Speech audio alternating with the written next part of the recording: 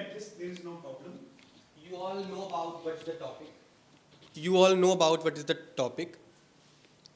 So, in this topic, my opinion is this: India have to be very serious for these games.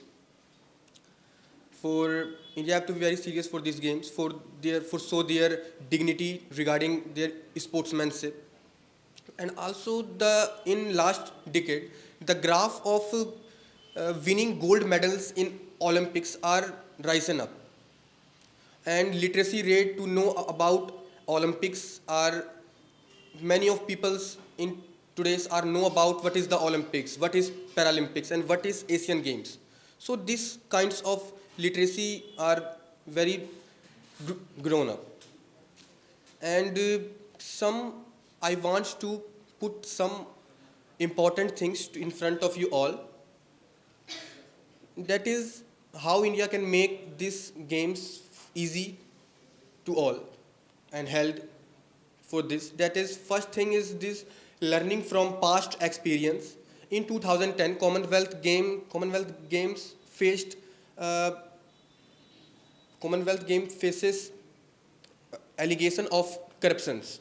India has learnt valuable lessons, emphasizing their capability, extra planning, and predictability, and to show con- world-class facility, world class construction to for these games and also for future games, also for future events. And the second thing is this competition.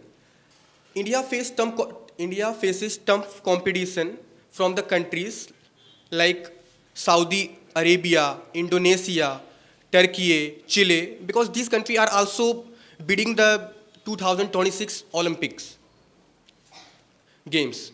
So, in my opinion, for the recently the quarter one results for the year 2025 results are out, and these results are outstanding for India with the remarkable growth of 7.8%. This growth is driven by the government's spending and their policy measures.